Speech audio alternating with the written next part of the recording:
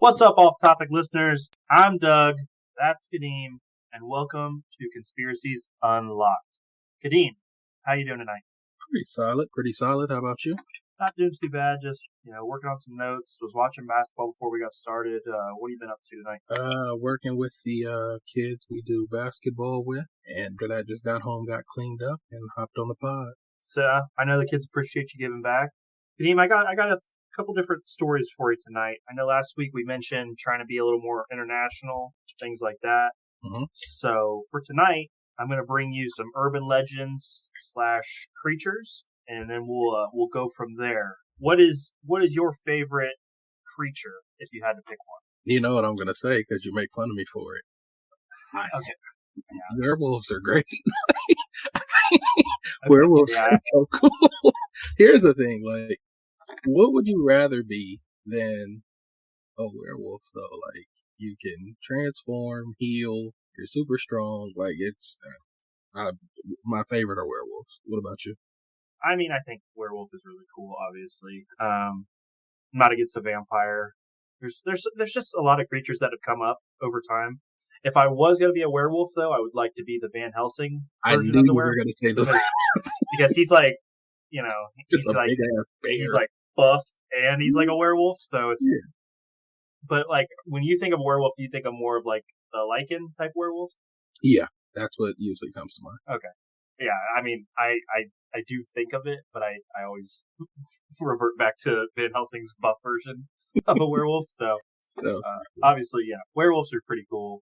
Van Helsing is probably the best movie ever made. So, I mean, I can't argue. I love Van Helsing. I know. Try to tell me I'm wrong on that one. Like, you're not going to be able to. Doug makes fun of me because anything that has a plot centered around vampires versus werewolves, I'm going to watch. Vampire Diaries, the originals, Van Helsing, Twilight, like it all. If you give me vampires versus werewolves, I'm in there. Underworld. Yeah, I was gonna say I'm surprised you didn't say Underworld first, but yeah, I mean, obviously they're very cool creatures, but the creatures we're gonna go into today, not as far out there as probably a werewolf or a vampire. The last one kind of gets into the realm of, well, this is more of just a flat out myth, but the first two are centered around more realistic type stuff. So let's get into it, Kadeem. My first creature for this one, I'm going to go with the Yeti / abominable snowman. Okay. Now, the story of the abominable snowman starts in the Himalaya region between Nepal and Tibet. These are obviously one of the more popular legends. They've been depicted throughout movies, all kinds of different situations throughout time now. But in the Himalayas are the Sherpas. Now, a lot of people, when you think of a Sherpa, is the job, the actual job, the taking people. But the Sherpas are actually a Nepalese ethnic group at this point. So it's not just a job. They are actually an ethnic group. They are obviously best known for their help with climbing Mount Everest, traveling long distances, those type of things. But to get into the most accepted version of the Yeti in that area of the world, it's a, massive, hairy, humanoid ape. It's got the white fur due to the location. And then it's pretty much the opposite version of our Sasquatch. Mm-hmm. It's the snow version of a Sasquatch, but based on what the eyewitnesses and everything say, slightly smaller than the Sasquatch. They grow to be about 6 foot to about 8 foot at the max, usually with feet over 13 inches. And they have the flatter feet that make those wider spreads prints in the snow. And then obviously they have the large, sharp front teeth used for, tearing and things like that. And then this one, I was going through my research, obviously looking for different sightings and things like that. I went with one that was kind of comical and then one that was a little bit more serious. So the comical story is told by some of the villagers in the village of Sherpas. They were being harassed over and over by the Yetis with their high-pitched whistles, their loud roars, them coming in and kind of messing up the camps, being disruptive and things like that. So the Sherpas ended up leaving out large quantities of alcohol that the Yetis ended up partaking in. And what this induced was Yetis actually fighting each other. And the Yetis would fight nearly to the death. So while, that was a fun little thing for the Sherpas to do, this did cause the Yetis to move higher up into the mountains because they no longer trusted the Sherpas and they knew that they were dangerous. But they would come back down more angry, and that's where they would, you'd come up with a person missing, something like that from one of the Yeti attacks. Okay. So it kind of backfired on them based on the story that I was reading. But it was funny just thinking of if you picture a Yeti fighting another Yeti drunk. It's, just sauce snowman. Just massive haymakers, and then sharp teeth on top of that. Mm-hmm. So I thought it was a fun image, obviously a more comical take on a Yeti situation. Mm-hmm. To give a little more background on the Yeti, originally they were called the Abominable Snowman. The reason they were called the Abominable Snowman was a misinterpretation in the 1920s by a journalist named Henry Newman. The locals called the Yeti the Mito Kangmi, which translates to man-bear-snowman. But Newman misinterpreted that and thought the word meto meant filthy, or the word he used, abominable. Okay. And that's where you get the word, from filthy he used abominable, and that's where you get that word. So that just played in more to the lore by using a word that's, okay. Instead of filthy snowman, it's abominable snowman. Okay. Right. And then my more serious recanting of a story came from a Sherpa named, and this is from the 1960s, a Sherpa named Sonam Hisha. He was out getting towards the later times of night, so sun's going down, all that kind of stuff. He's out with his yaks and cattle grazing. Mm-hmm. He's herding them along through their pasture area. When he heard a loud bellow and a loud high-pitched whistle. So the way it's told is they kind of use those bellows and those whistles to communicate. Mm-hmm. And when he heard that, he obviously retreated back into the Sherpa's cave area, where they cowered, obviously, from these creatures that they believed were out there that were going to come in and eventually kill them. But they hid out. They heard a lot of crazy noises, a lot of different things going on out in the night. When they woke or came out in the morning, obviously they didn't sleep through it. They found multiple yaks had been killed and dismembered. All that remained from the yaks were massive blood pools, feces, and parts of different intestines. So, okay. I thought that was pretty interesting that they were actually able to find some of that stuff. That doesn't necessarily mean, Yetis are real, but it was interesting that they went out and actually found and were able to recount this story to the journal. Another thing that I thought was interesting as I was looking through my research, the sightings of Yetis and creatures similar to the Yeti or the Sasquatch date back to 326 BC, when Alexander the Great was attempting to conquer the world. It's written by Pliny the Elder that in the land of the satyrs, in the mountains east of India, live creatures that are extremely swift and have bodies like men. Alexander the Great wanted one of them captured, but they were too elusive, too difficult to catch. So one was obviously never caught in that retelling of the story. Right. So, Kadeem, I'll give you a little information on Yetis. Obviously, we've kind of touched on Sasquatch in the past. Mm-hmm. How opposed are you to these type of creatures?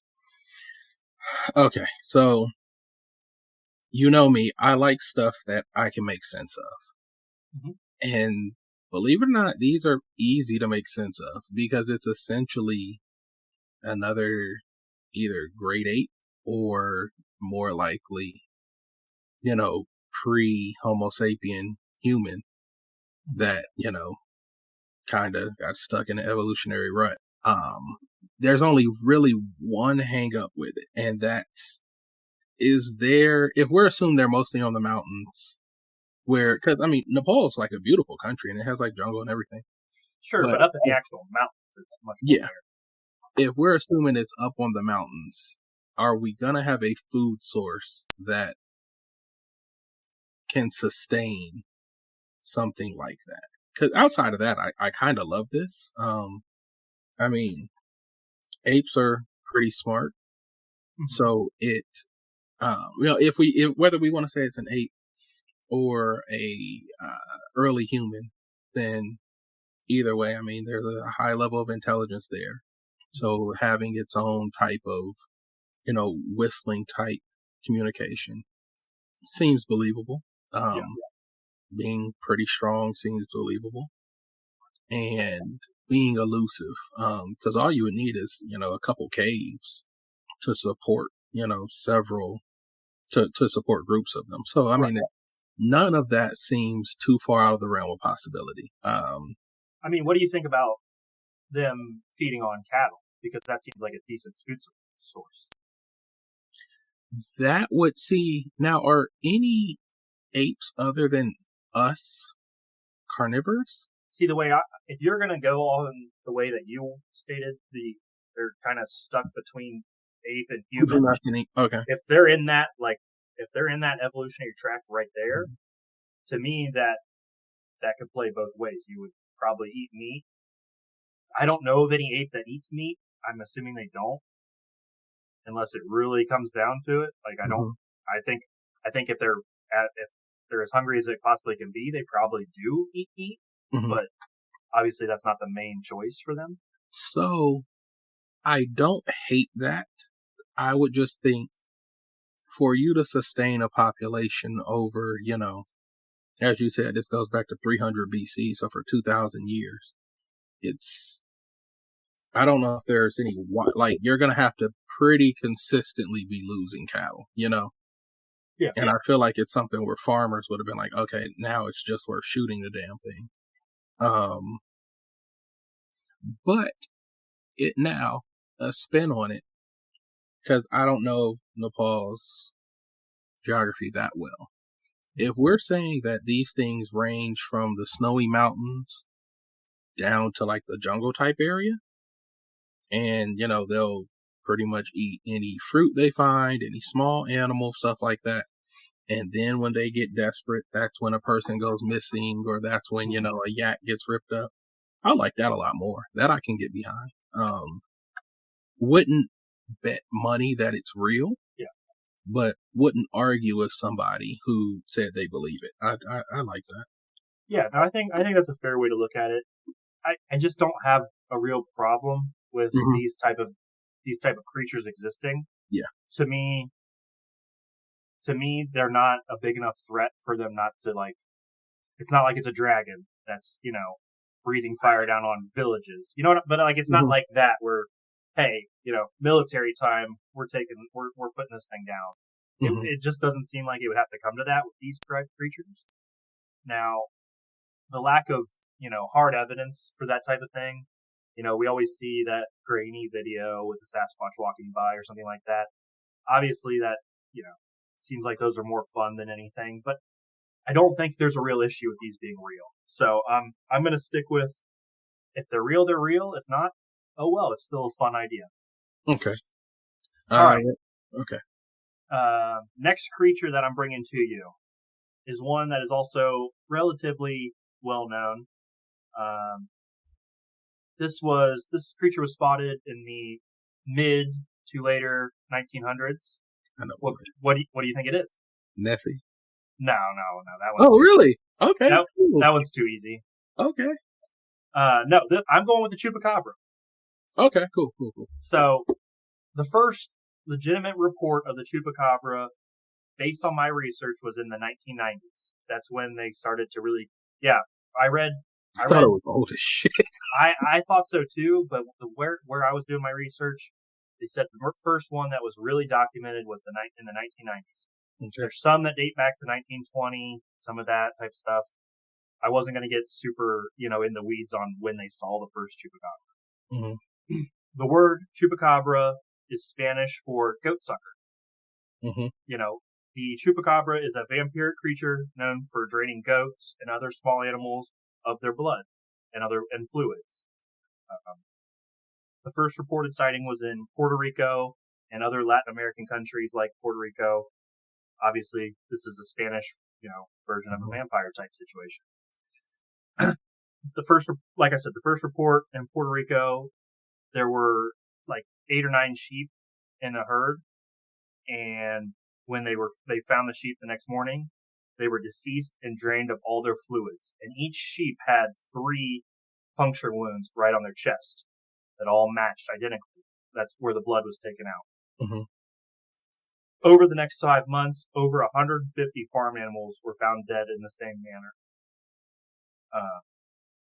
Obviously, that helps the legend grow.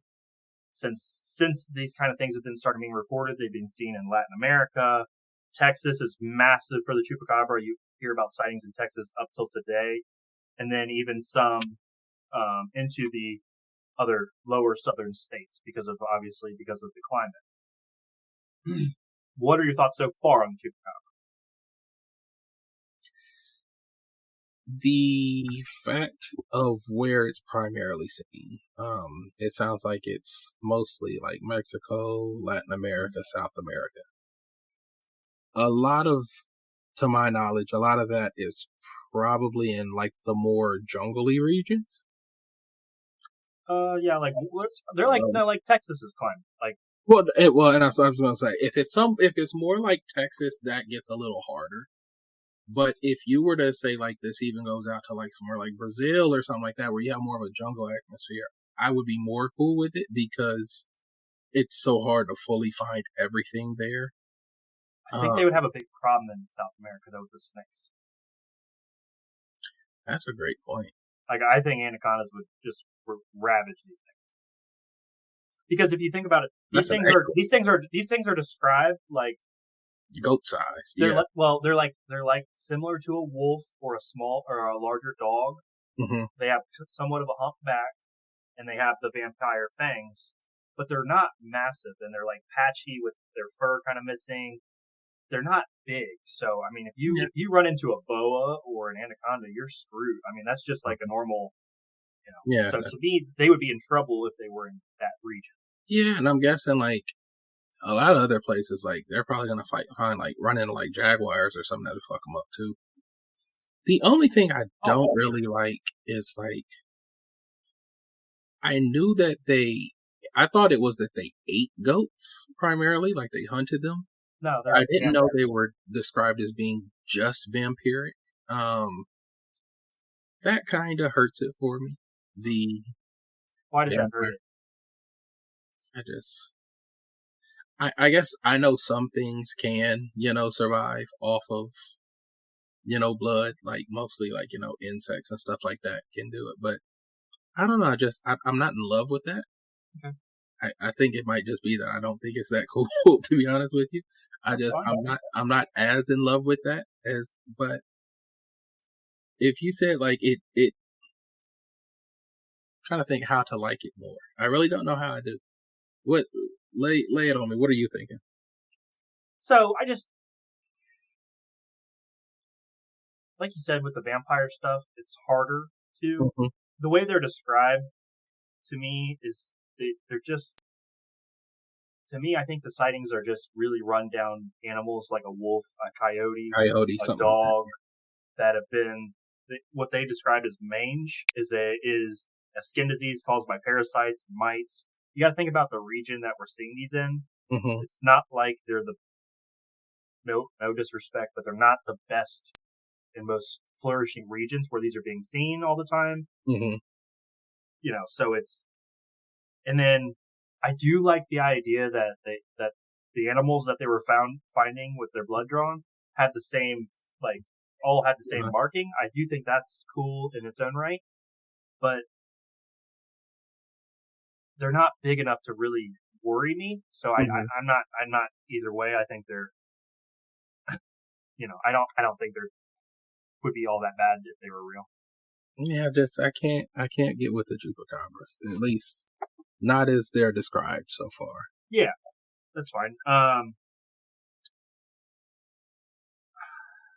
Yeah, so in my other spot that I was doing the research, they're most commonly described as a creature with gray, scaly skin, a raised ridge on its back, and the vicious vampire teeth. they manage to attack livestock, things like that. They've been sighted all over. Um, they're really big in Texas in the summer, from what I'm gathered. They a couple years ago, they caught Chupacabra footage on like a home camera.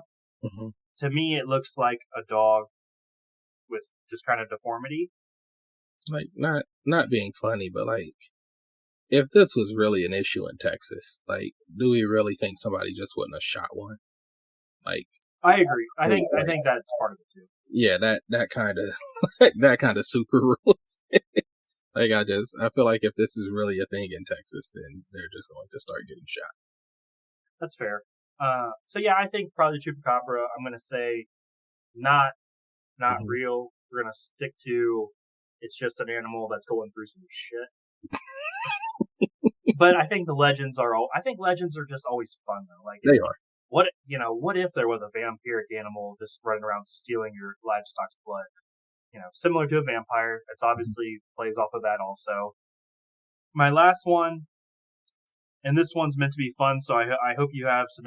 So I think you've maybe seen this, not positive. So I'm hoping you have a little bit of insight on this. Sure. Let's talk about Krampus. This is okay. Let's. Today I was going with a more lighthearted approach, so I'm bringing in Krampus. Obviously, a majority of people have seen the 2015 movie. What did you end up seeing it? No, but I'm aware of what the Krampus legend is.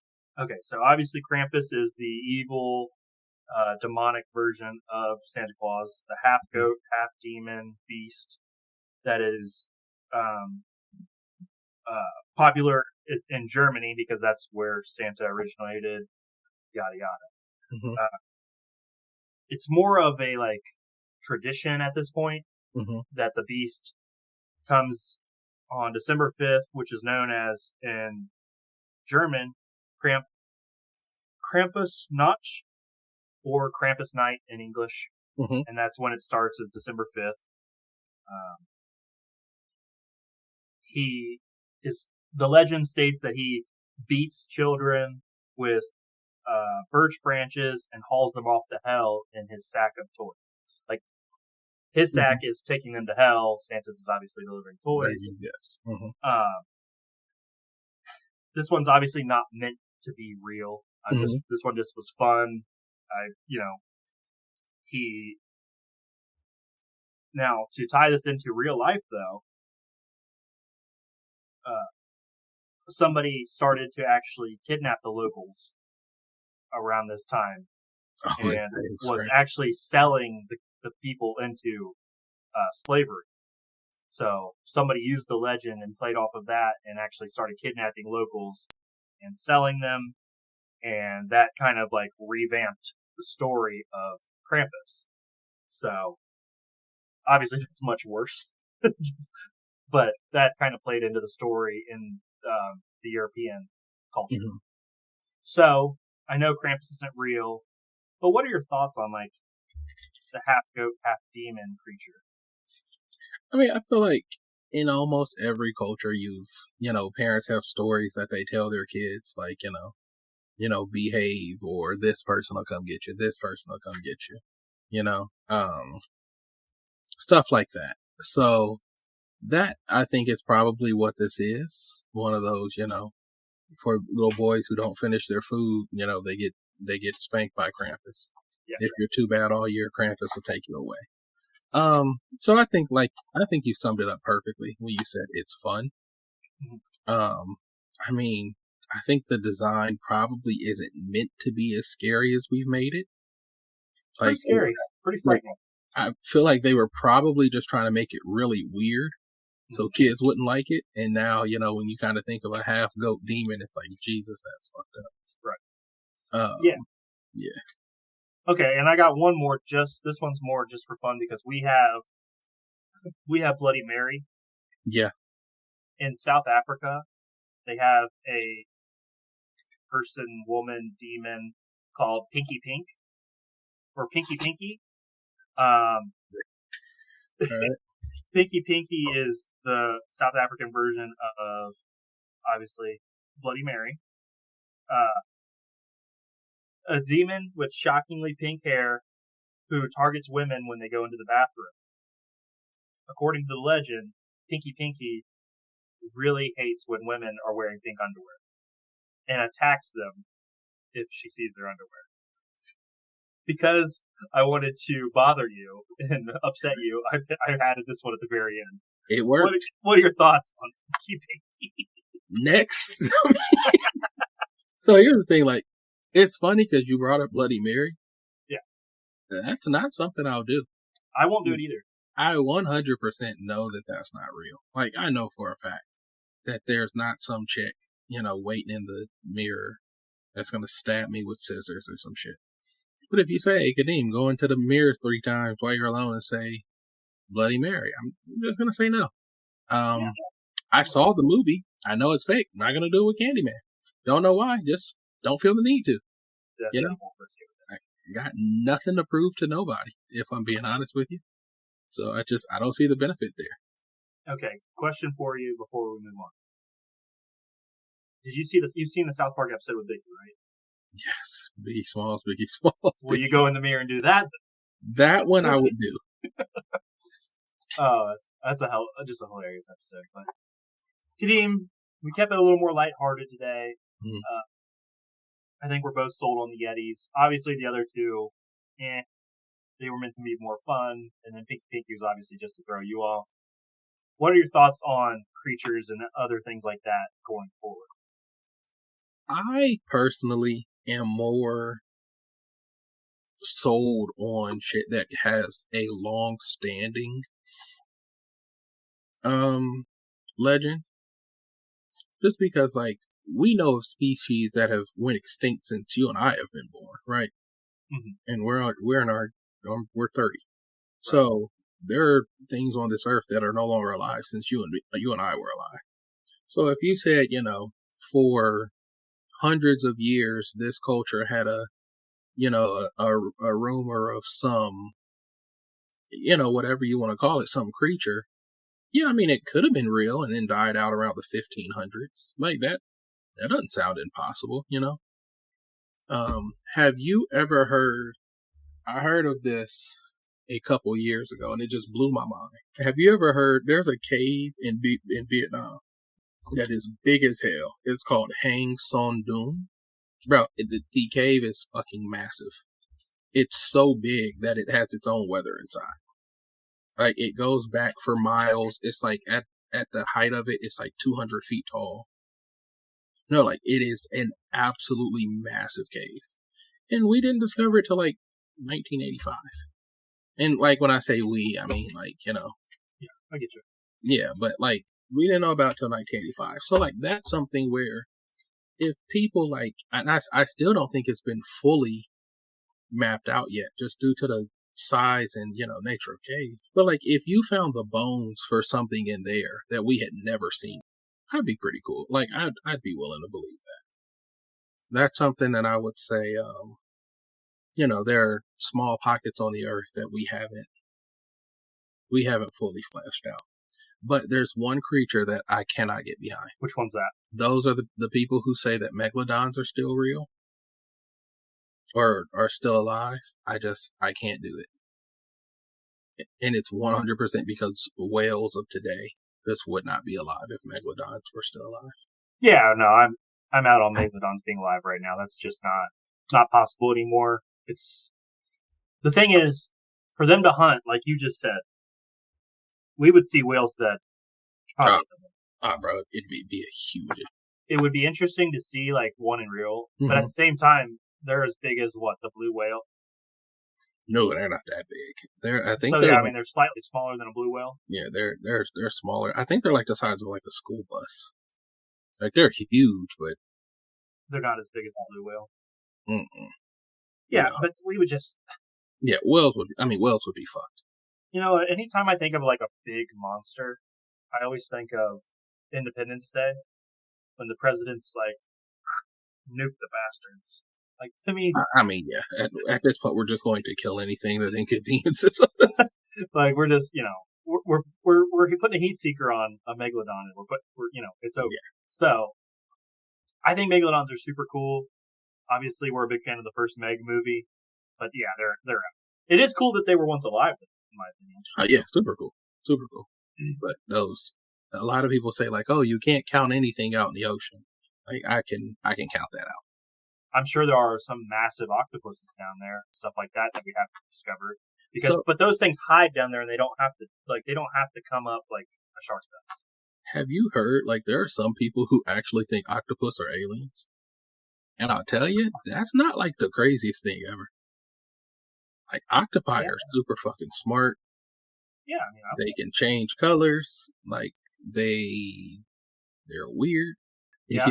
If you take out the fact that they would have needed a ship to get here, like, I'm actually not too much against it. Unless they were here before. Well, so we're the aliens here from Mars. Octopuses are just down there talking. What the hell are we going to do with these people? What are we going to do? They're overtaking us. Yeah, no, I'm with you. I don't hate that. I mean, Kadeem, obviously tonight's episode a little more lighthearted. We got to talk about some fun creatures. We got to talk about some myths.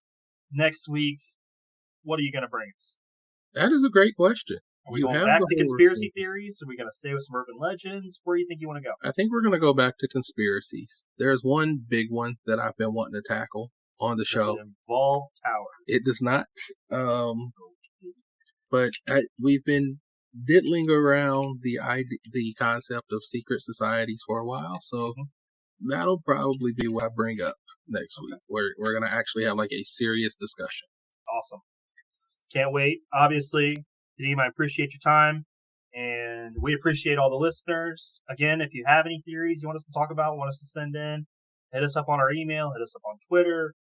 I'll link all those in the show notes. And keep listening, and we will see you guys next week. Kadeem, thank you as always. Till next time, buddy. Talk to you later.